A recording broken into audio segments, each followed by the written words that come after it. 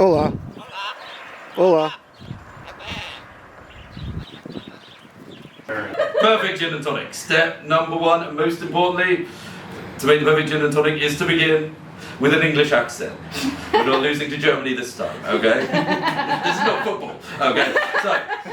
So of course you're going to start with an English accent. Now if you don't have one of those, okay, you're going to skip to step number two.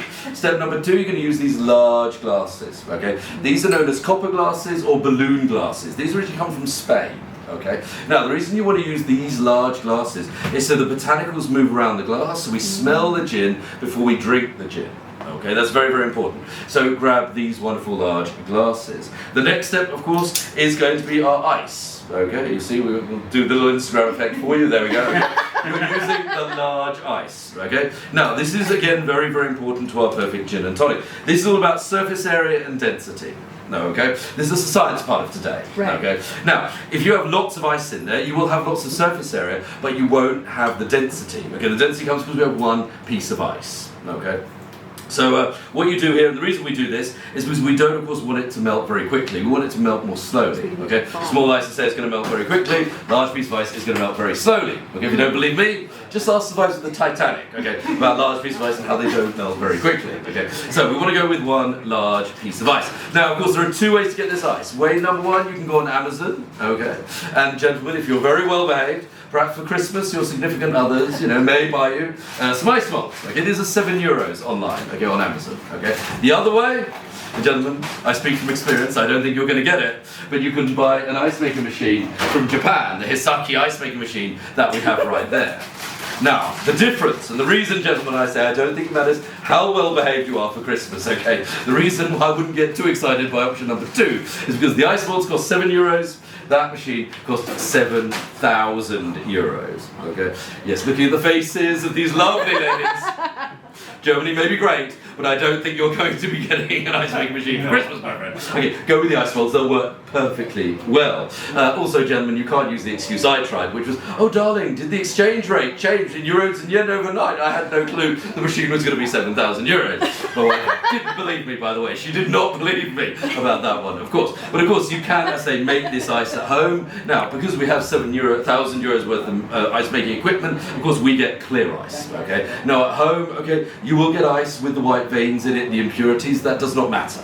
Okay. It doesn't affect the taste. Okay, and it doesn't matter if you use distilled water, boiling water, it makes no difference, okay? Does it matter if there's a cube or a ball? Does not make any difference about it. If you can get the ones that are circular, absolutely they are the best because they're the largest. But no, it can be square, it can be circular, it can be Star Wars shaped, it can be whatever you want it to be. The main thing is you just want something with the biggest surface area possible, okay? I say, and go when you're on Amazon, buy the ones that make one piece of ice at a time, okay? And then what I'd suggest is grab a little Tupperware box or a big Tupperware box, and then just keep popping them in, and then you restock them. So basically, that's the cheap way. Or as I say, spend €7,000 on this ice making machine if you want more ice, of course.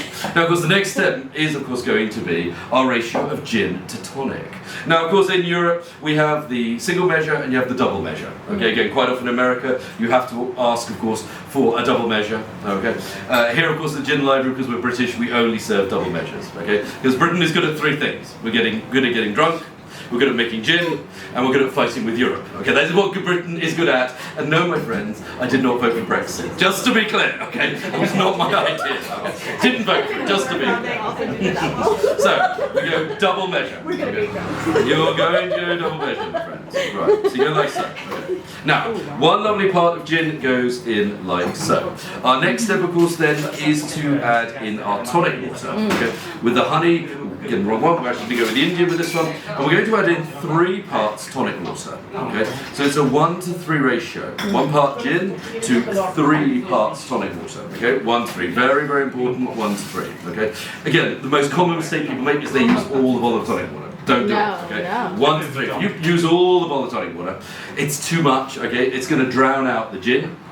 And it's no longer known as a gin and tonic, it is known as an aquarium, okay? Stick a goldfish in, okay? happy. We're really happy. Okay, but don't drink it basically. Okay. 1 to 3 is the great ratio. Give it a little stir like so. Very important, of course. Give it a little stir. Our next step then, of course, is to add in our fruits, our garnish. Okay. Now you'll notice here. Okay, we're using dehydrated fruits. Okay. You always want to use dehydrated fruits, not fresh fruits. A lot of people think you should use fresh citrus. You should not. Now the reason for this is very, very simple, and that is because we don't want the citric acid overpowering the botanicals in the gin. Okay, if you put the fresh citrus in there, it's going to basically just create too much flavour we don't want. So use dehydrated fruits. Good news is, gentlemen, for Christmas, €30 for dehydrated. We already have one. You already have one. Look at that. Don't even need to buy anything for Christmas. But pop that in like so, okay? Now, that's just going to release the botanicals, so we don't need to do anything more than that. Our final step, of course, is to add in our botanicals. We have rosemary and we have thyme. Now, these are the two most common botanicals that we use, and unlike our garnish, they're always cut fresh from the garden, okay? I like to use thyme with this particular gin, okay? So all you need to do is just take a little spoonful there of thyme, pop it over the top, and that is how you make the perfect gin and tonic. Thank you. So let me pass the honey to you, my dear, with our lovely Azores honey. For the gentlemen, I know you were talking. Let's make you the yuzu, right, next. How's that sound, as we were just talking? And then everyone else, have a think about what you want.